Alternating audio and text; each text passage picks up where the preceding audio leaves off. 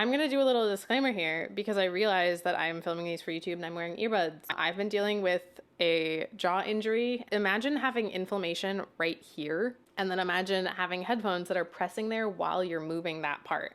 Like it hurts. And so it has been heavily advised to me that I take a break from headphone wearing. And if you're going to, that means you're not a real producer. Have fun commenting that. I guess it'll get boosted for engagement.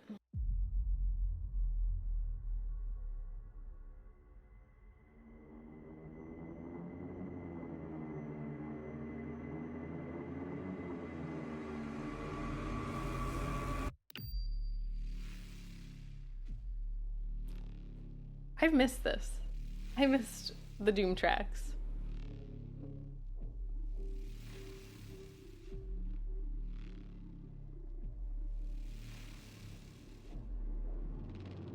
This is a really,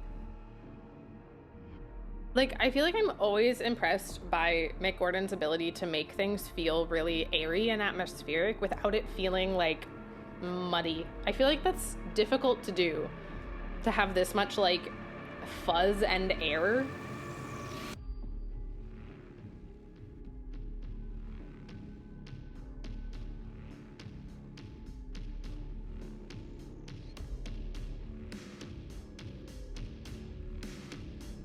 Ooh, hang on. Okay. Wait.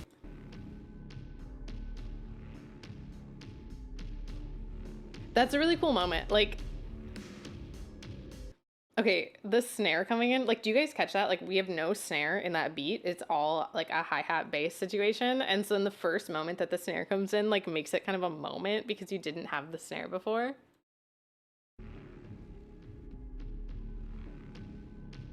This is starting out very much like a Hitman track, and I love it. Okay, so no snare.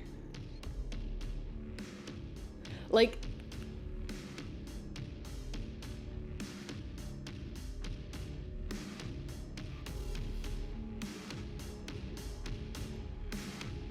we're just like turning up the drums too. It's so good.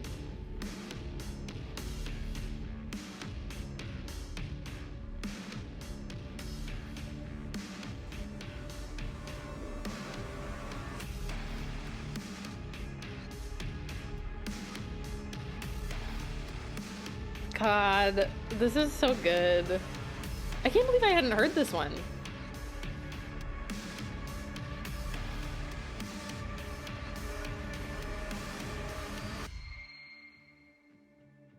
That was sick.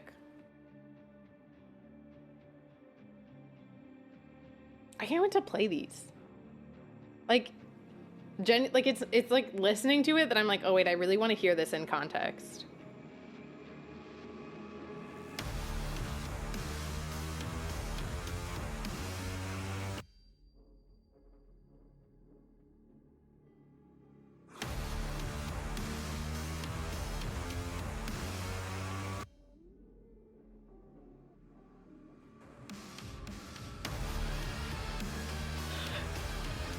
Are you kidding me? Are you fucking kidding me? I...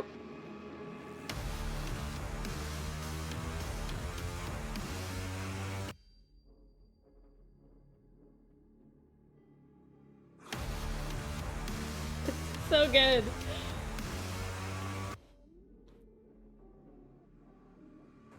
Fully 4 beats of hang time.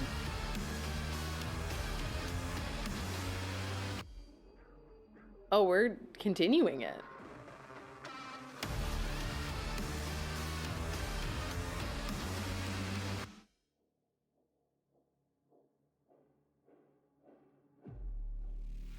Oh, okay, cool. So then there's like a subversion of expectation. Like we've basically established the pattern. We do it multiple times in a row, and then we're gonna like not drop. So you have this like ooh feeling for it to not happen that final time, which I think is really sick. That was incredible. Hang on.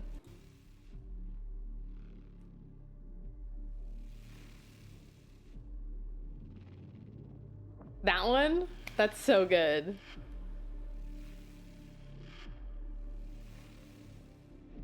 I really love that high scrape that was happening there too.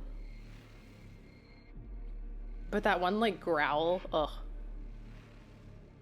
I feel like I keep saying this with the Doom stuff, but it feels like it's like approached compositionally and sound design. Like they're both coming together in a really cool way.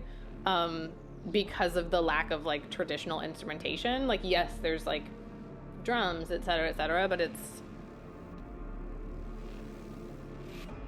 it like tickles the part of my brain that like studied sound design in school as well, which I think is really sick.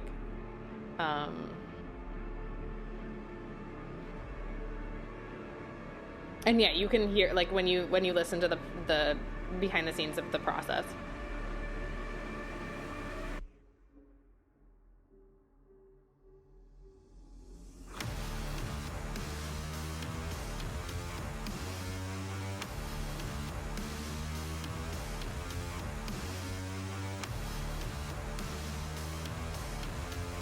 I love the hang time in this one.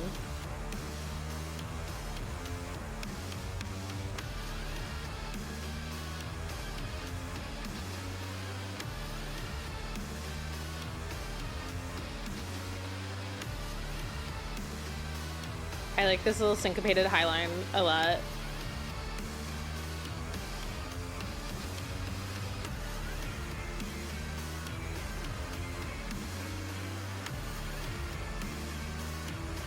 So now we have these like vertical layers laying up.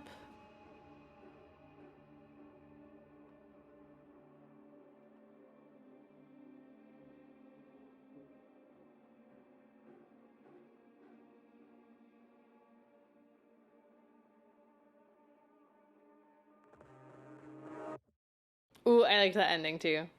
Um, you had like the vertical layers layering up, which like I'm sure.